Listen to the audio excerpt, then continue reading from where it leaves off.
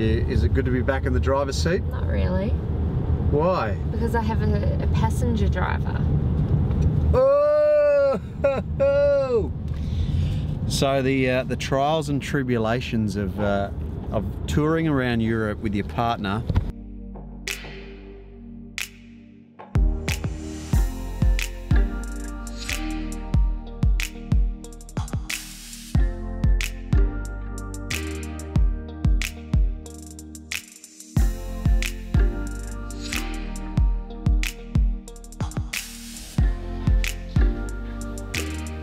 I absolutely love this.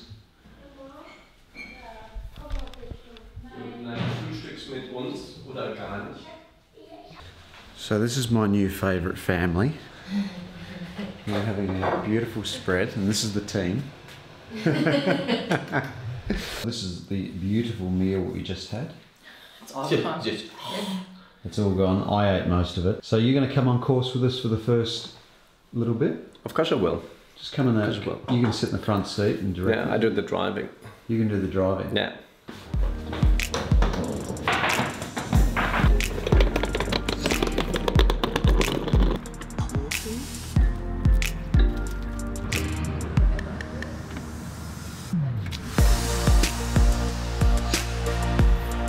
So we're on the way to the start of stage 2. I've got Dirk in the back there from Dusseldorf, and by the way, he told me that when you pronounce the U with the 2 dots over the top of it, it's oo. Oo. Dusseldorf. So it's Dusseldorf. Yes. But That's good. But we're on the what are we on now? The Autobahn? The A57. Yeah. Is that an Autobahn? Yes, it is. Okay, so what's the road rules when I'm on the Autobahn? Can I Unless drive? not indicated, you go as fast as you wish. You can go as fast as you want. Yeah. That's the thing about German. Hold on. Autobahn. No. That's why people all over the world come to Germany to really go fast on the Autobahn. Is that right? Yeah. So this is where you'd like hire a Ferrari or something, Yeah, that's just to it. really. Because you can go at high speeds. Yeah. And police will not pull you over. No, but as I said, unless indicated, you just go. Let's do this. Yeah. No. Go.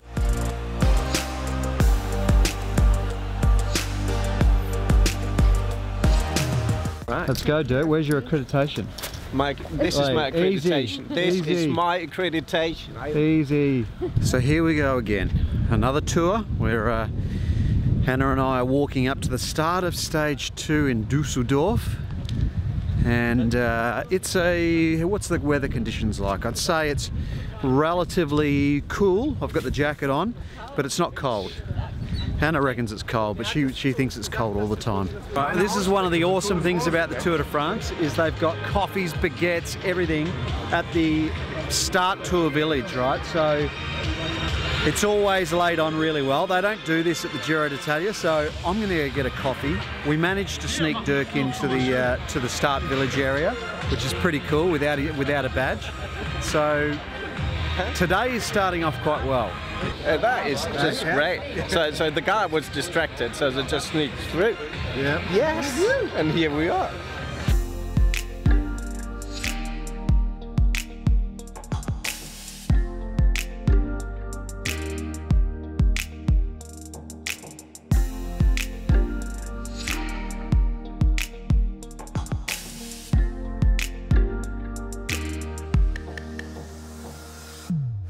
Alright, here we are again. We're in amongst the team buses again. The Tour de France is a little bit stricter. So where are you from, Sarah? I'm from Canberra. Okay. Yes. And you, what are you doing? What are you here? Just hanging out the tour. You're in amongst the crew. What's going on? Well, I've worked for a couple of the teams before, so yeah. And I'm here with a friend who works at BMC. Okay. Yeah. Nice. And have you done the Tour de France before? I have once before. Okay. Yeah. So it's very exciting actually. Even when you've worked with the teams, it's like, oh, this is cool. Yeah. How cool is it? Hey. Yeah, very much so. Are you here for the whole time? Or No, just for 2 days. Yeah. So. Legends! Oh, you absolute! Oh. How are you, boys? Hey. Great to see you. Yes. How you going, mate? Yes. Good to see you, boys. What are you up to? got to get the award for nicest. Yeah, so seriously, the Astana crew have to get the award for just down to earth, good humans.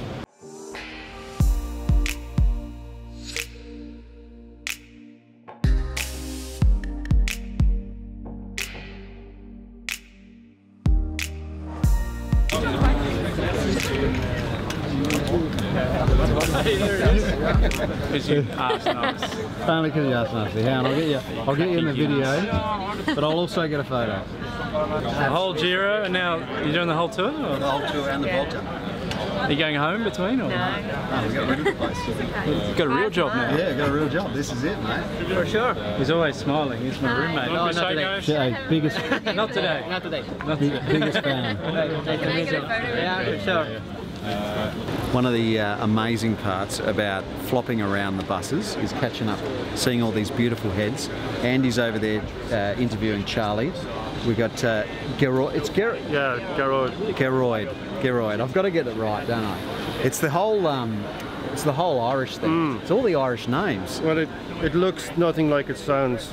Yeah, Geroid, yeah. And then we off to? Down to Girona, that's where all the riders are based. Well, most of them are based there, so I'm going down to work with the guys who aren't here. Yeah. Which is what my role's about, really. You reckon Girona's a great place to? Is it a great place to go? Oh, it's a beautiful place, yeah. Is it? Oh. Is that, why do they live there? What is it? What is it? I think the riding is perfect around there. You got everything. Like you got, you know, good hills and quiet roads, and people kind of like to cyclist down there. So I think it's quite safe from that perspective, and it's a beautiful place to live as well. Okay. Right near Barcelona, a bit of culture.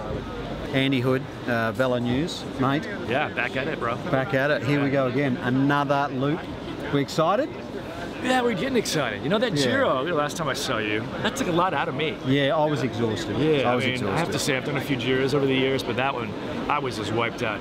I think it was the fact that I was driving around Rupert Guinness for a month. You know, that takes it out psychologically as well. He just chews your ear off. You know. No, we love it. We love it. So, mate, yesterday's stage, wet stage, you know, few, like Tony Martin not winning it was a surprise, but I think the wet roads were a major contributor. What do you think about yesterday and the fact that Richie Port's so far down?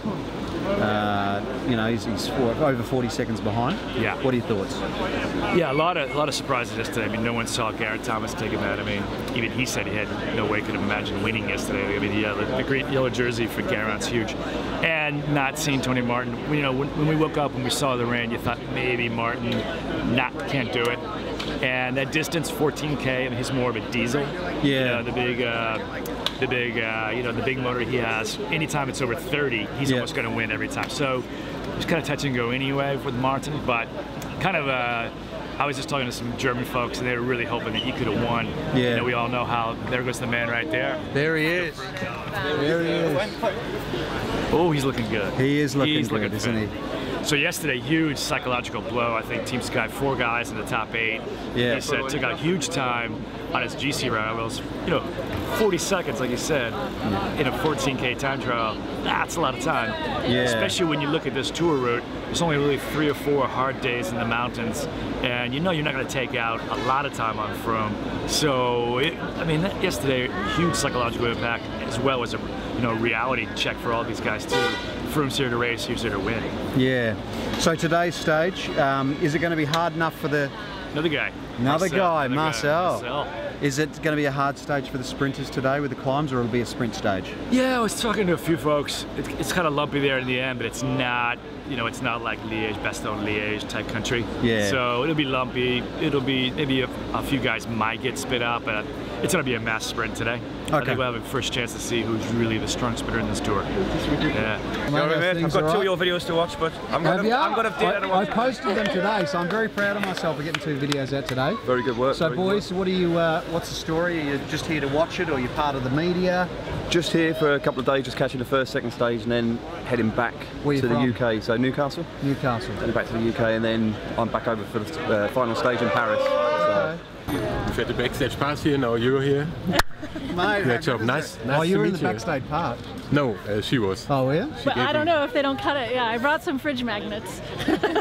They love gifts, don't they? Yeah, I know, I love it, yeah. So it was awesome to catch up with Matty Hayman. I'm so proud of the fact that Matt watches my vlog occasionally and follows me on Instagram and stuff. He's such a humble guy for such an elite sportsman. and it's really cool. And it was nice of Andy Hood from Velo News. He's a very, very well respected reporter, to give us his take on the start of the Tour de France. One of the good things about this whole experience is just getting to know the media and the photographers and the people involved. You sort of see the same faces at the next, you know, obviously at the Giro we saw a whole bunch of people, and then you see a whole bunch of people again, same people, and it's awesome because you sort of share this common thread of you know, complete and utter fatigue throughout. You know, people think it's all fun and games, but it's it really is a bit of a slog during the actual tour. All right, so this is where we drop Dirk off. He has been an amazing host, and he's a cracking human, and I'm sad to see him go. I'm sad to see you go, brother. Yes, so am I. Give me a hug, you old bastard. You stay in touch with me. Yes. Thank you so much for your there's just hospitality. nothing. Look, it was just fantastic. We just had a fantastic time. We did. And yeah, carry on. See you next year. On. Yeah. Make sure you keep trolling my.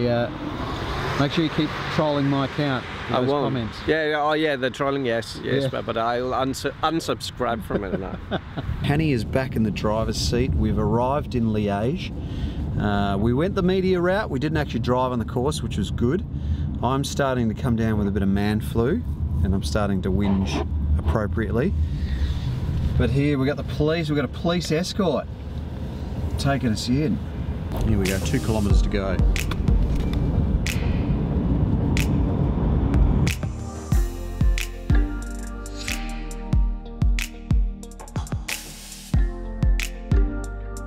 I'm vlogging you. I'm Instagramming a vlog and vlogging an Instagram. All right, we just did an awesome live stream on Instagram as we were coming into Liège, and it was just good to have a chat with everyone.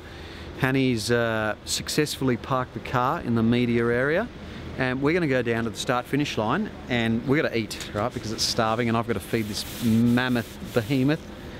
And don't you worry, guys. I noticed there was a lot of comments in the video the other day or yesterday about me being fat. I weighed myself the other day and I'm 90 kilos. So I was 82 kilos when I finished the Indy Pack, and I've now put on 8 kilos in 8 weeks. That's crazy. Like huge weight gain. But I'm gonna get absolutely torn to pieces like old school CrossFit days, just to show you guys that it can be done. So, but just not now. It'll have to be when I get back to Melbourne. The security is absolutely next level. There's police everywhere and they're doing a fantastic job.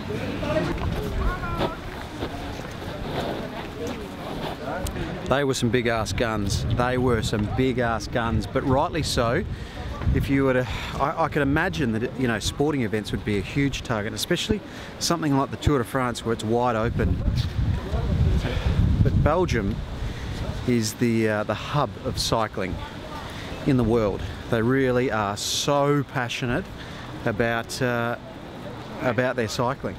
I'm standing here with Niels. I've seen this guy in the comments of my YouTube channel for how long? Bloody 2 years at least he's been commenting. Did you say 2 years? Around that, yeah. Around that.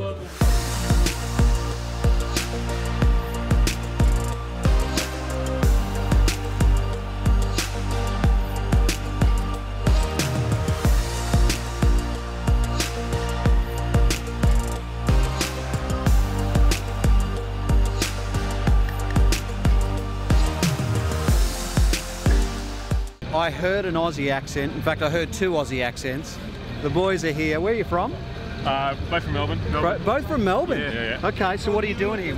You live here? I live here, yeah. Okay. In Leuven. Wow, you live here? Yeah, live in Leuven, yeah. Couple of years now? Are you a bike rider? Yeah, a little bit, not too much. Not too much? No. And what about you? So yeah, I'm here for a month and I'm touring around, a little bit of a tour.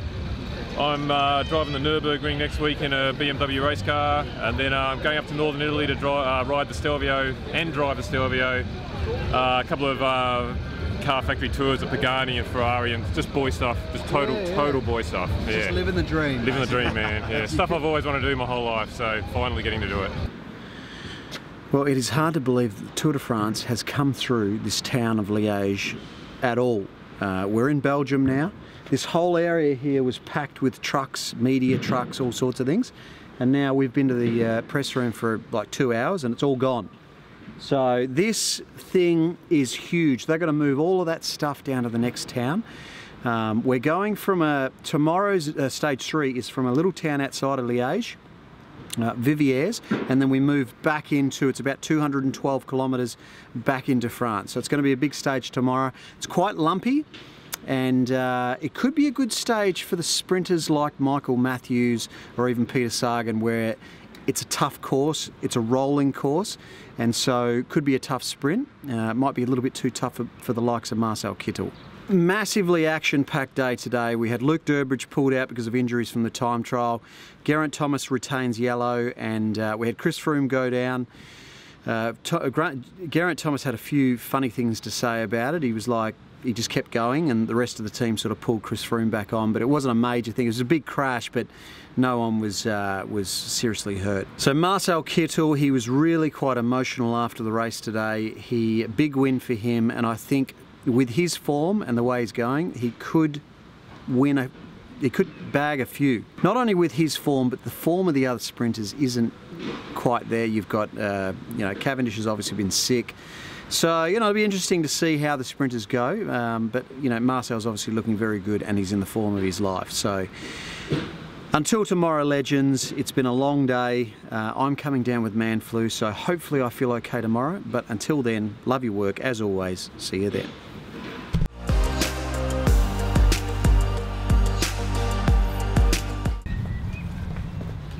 So how long do you reckon we've been walking for? Maybe about an hour, and I think that would be, I think that's probably conservative. What do you think? Yeah, I agree. And we still haven't found the press centre, so it's a massive waste of time. It's very frustrating why they can't keep it all together. I suppose it is a big operation.